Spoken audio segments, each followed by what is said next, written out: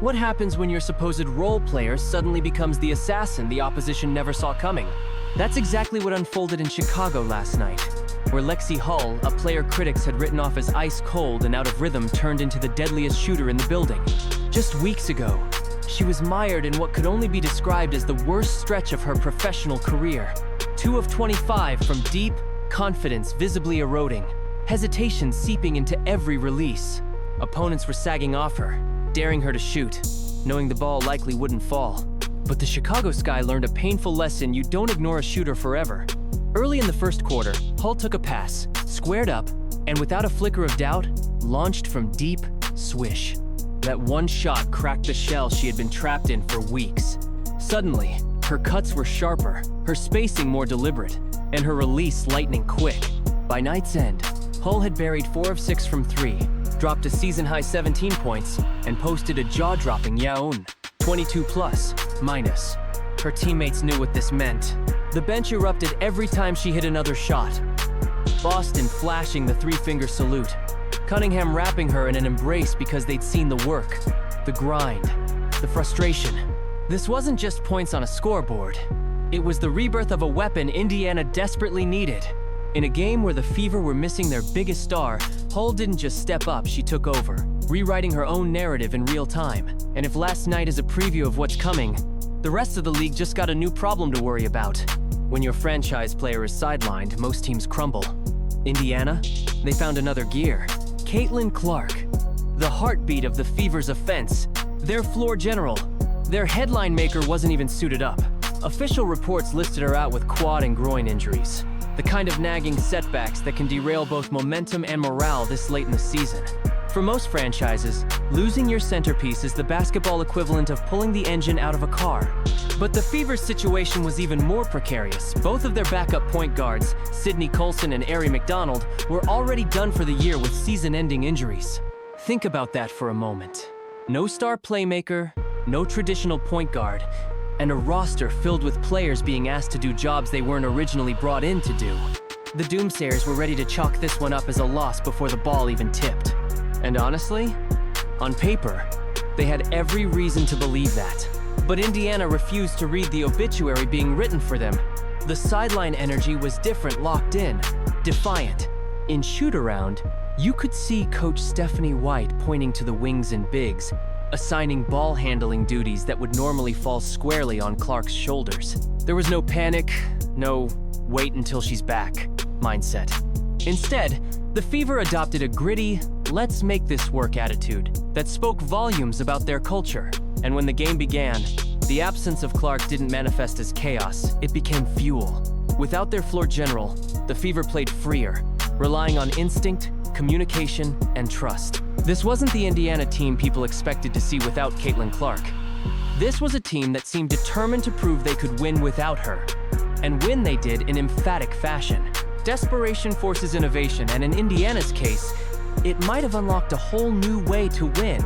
With Caitlin Clark in street clothes and both backup point guards out for the season, head coach Stephanie White could have taken the safe route, slow the game down, run set after set, and pray the offense didn't implode. Instead, she tore up the playbook. What emerged was a by-committee approach to running the offense, and it worked with surgical precision. Rather than leaning on a single floor general, White assigned playmaking duties to 3 very different players: Kelsey Mitchell, Sophie Cunningham, and Aaliyah Boston. Each brought a distinct flavor to the role. Mitchell, known for her scoring-first mentality, surprised the Sky by initiating sets with patience, probing the defense before deciding whether to attack or dish. Cunningham, a vocal leader and emotional spark, brought pace and unpredictability, pushing the ball off rebounds and forcing mismatches in transition.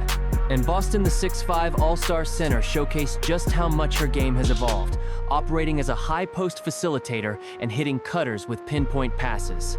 The beauty of this system? It kept Chicago guessing. One possession, the ball was in Mitchell's hands, orchestrating a pick and roll. The next, Boston was running a dribble handoff at the top of the key. The Sky couldn't lock into a single defensive scheme because there was no single ball handler to target. This wasn't just patchwork coaching to survive one game, it was a masterclass in adaptability. Indiana didn't just survive without a traditional point guard, They looked more dynamic, more fluid, more dangerous. And if this multi-pronged attack continues to click, the Fever might have stumbled upon a blueprint that even Clark herself can thrive in when she returns. Pressure can either crush a team or turn it into something unstoppable. Indiana chose the latter. Coming into this matchup, the Fever were walking a tightrope over the playoff picture. Back-to-back losses had not only dented their momentum, but it also opened the door for doubters to question whether they had the resilience to survive the final stretch of the season. Every game from here on out mattered, and this one, against a familiar Chicago Sky squad, carried more than just standings implications.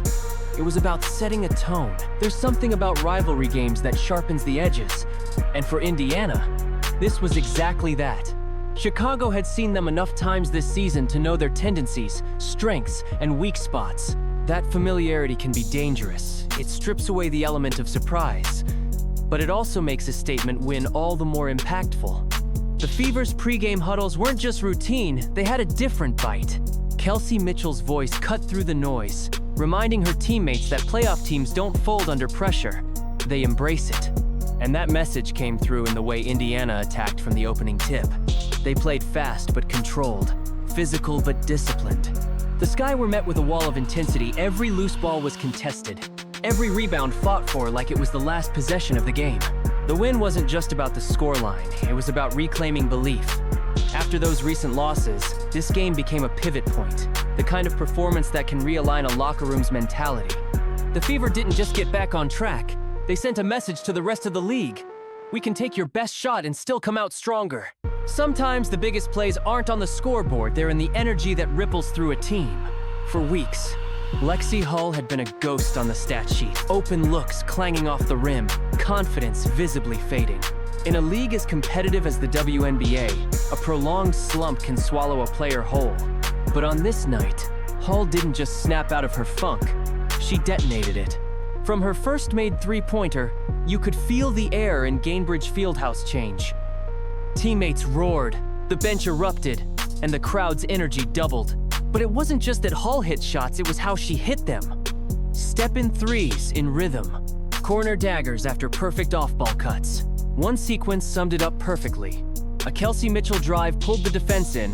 Hull flared out to the wing, caught the pass in motion, and drilled it without hesitation. It was the stroke of someone who remembered she belonged, and the team fed off it. Every time Hull connected, Alia Boston clapped like she just won a championship. Sophie Cunningham made sure Hull got the high five before anyone else after a timeout. These aren't just feel-good gestures, they're the glue that keeps morale high during a long season. Hull's performance did more than pad the box score.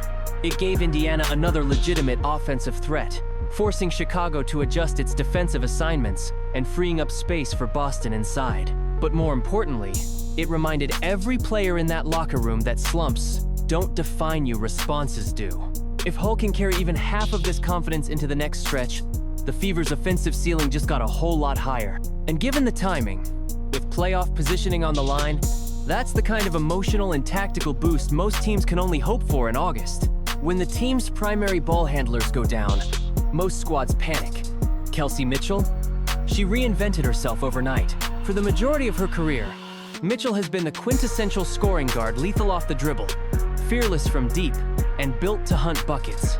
But with both Sydney Colson and Ari McDonald out for the season, and Caitlin Clark sidelined with injury, Indiana needed something far more complicated than points. They needed Mitchell to run the entire offense. It was a gamble, and it paid off in spades. Mitchell slid into the point guard role as if she'd been rehearsing for it in secret. Against Chicago, she didn't just dribble up the floor and initiate plays. She orchestrated them with a precision that would make veteran floor generals nod in respect. 8 assists, only 1 turnover. That kind of ratio doesn't happen by accident. It happens when a player is locked in, reading the defense 2 steps ahead. Her patience stood out most. Instead of forcing her usual quick-trigger threes, Mitchell probed the defense, drawing help before kicking out to shooters like Lexie Hull and Sophie Cunningham. When the Sky overplayed the passing lanes, she punished them with decisive drives, either finishing at the rim or dishing to Alia Boston for easy finishes. The balance between scoring and facilitating was masterful. It also changed the defensive math for Chicago.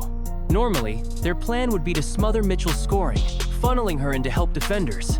But with her running the offense, every trap left someone open and Indiana made them pay. The best part? This wasn't a one-game anomaly. If Mitchell can sustain even 70% of this point guard version of herself, Indiana becomes exponentially harder to defend. Because now, opponents aren't just guarding a scorer. They're guarding a scorer who can beat them without even taking the shot. Defense wins championships. It's a cliche for a reason. But on this night, it was the Fever's full-court press that suffocated Chicago into submission. From the opening quarter, Indiana's coaching staff sent a clear message. They weren't going to let the Sky's guards get comfortable. Instead of dropping back after made baskets, the Fever pressed not just in spurts, but in relentless, wave after wave fashion. It wasn't reckless aggression either. It was calculated chaos. Christy Wallace and Kelsey Mitchell spearheaded the attack, picking up the ball handler at three-quarters court. Sophie Cunningham and Lexie Hull flanked the wings, ready to jump passing lanes. And behind them, Aaliyah Boston played safety the last line of defense, reading the play like a chess master waiting for the inevitable turnover. The result? Chicago's offense looked jittery, rushed, and perpetually one step behind. Passes sailed high, dribbles were poked away, and shot clocks wound down faster than the Sky could process. By halftime, Indiana had forced 9 turnovers, directly converting most of them into transition points. What made the press so effective was its unpredictability. Sometimes Indiana trapped early. Sometimes they baited the ball handler into thinking they'd escaped only to swarm at half court. Chicago's guards never knew when the double team was coming, and by the fourth quarter, they were visibly exhausted. And here's the kicker. Pressing isn't just about generating steals. It's about setting the emotional tone. When a team presses you for 40 minutes, it chips away at your confidence. Even when you beat it, you're working harder, thinking faster, and second-guessing decisions you'd normally make on autopilot. That mental edge was Indiana's secret weapon, and it turned a winnable game into a statement victory. This wasn't just defense for the sake of stops. It was defense as psychological warfare. When your bench starts playing like starters, you're no longer a good team, you're a dangerous one.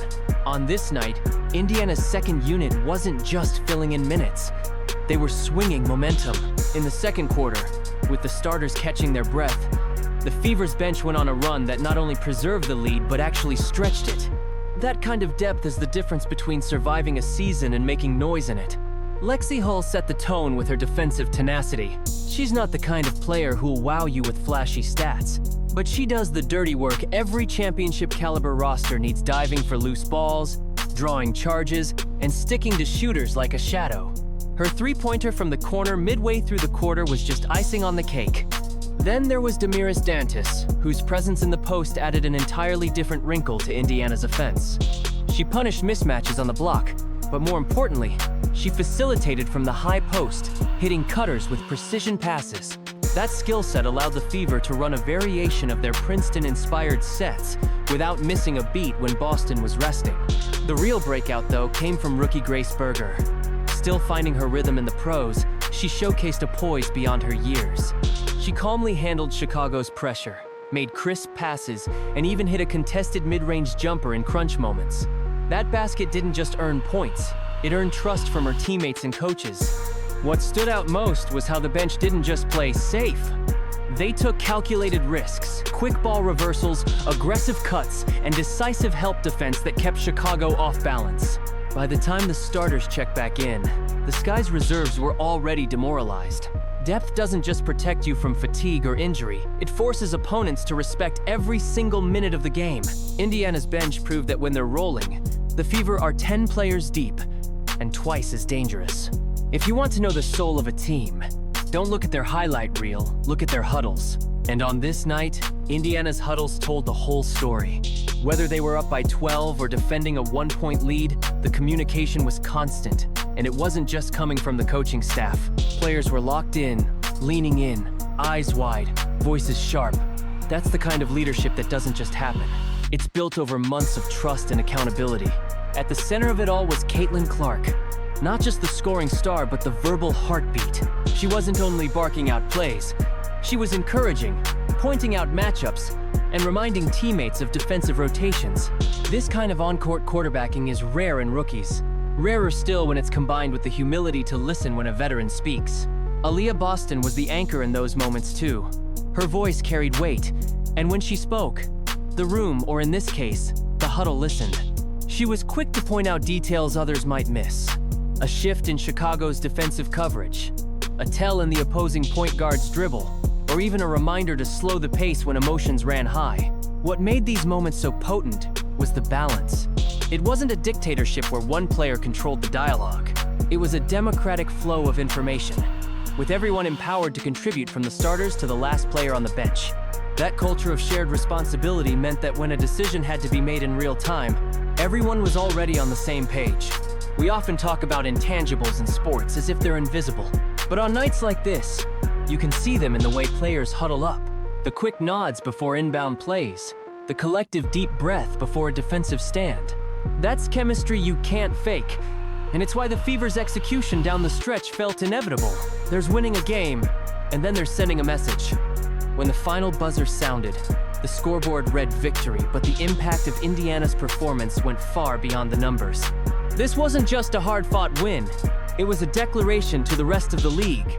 The Fever aren't here to play catch-up anymore. They're here to contend. In the closing minutes, every possession felt like a test of composure. Chicago made a last push, trimming the lead to just 4, and you could almost feel the tension crackle in the arena. Lesser teams might have panicked, forcing shots or gambling on risky passes. Indiana? They tightened their grip. Caitlin Clark calmly orchestrated the offense, drawing defenders and dishing to Boston for a pivotal and one that brought the crowd to its feet. On defense, it was textbook execution. Rotations were crisp, hands active, and every closeout was controlled. When Marina Mabrey tried to force her way to the rim for Chicago, she met a wall of resistance first from Boston, then from Kelsey Mitchell, who stripped the ball and sprinted the other way. That defensive stand didn't just kill the Sky's momentum, it sealed the tone of the game. And then came the exclamation point. Clark, dribbling down the clock, reading the floor, and sinking a deep 3 as the shot clock expired. It wasn't a necessary shot. It wasn't even the smartest shot by traditional playbook standards. But it was the kind of shot that says to your opponent, "We own this moment." The arena erupted, and from that point, Chicago's body language told the rest of the story. When the handshake line formed, there were smiles. But there was also something more. A quiet acknowledgement from the Sky that they'd been outplayed not just in talent, but in will. And for Indiana, that's the kind of win that lingers in opponents' minds long after the final score is forgotten. This wasn't just about 2 more points in the standings. It was about planting a flag. The Fever aren't the rebuilding project they were labeled as. They're a problem. And after tonight, the rest of the league knows it.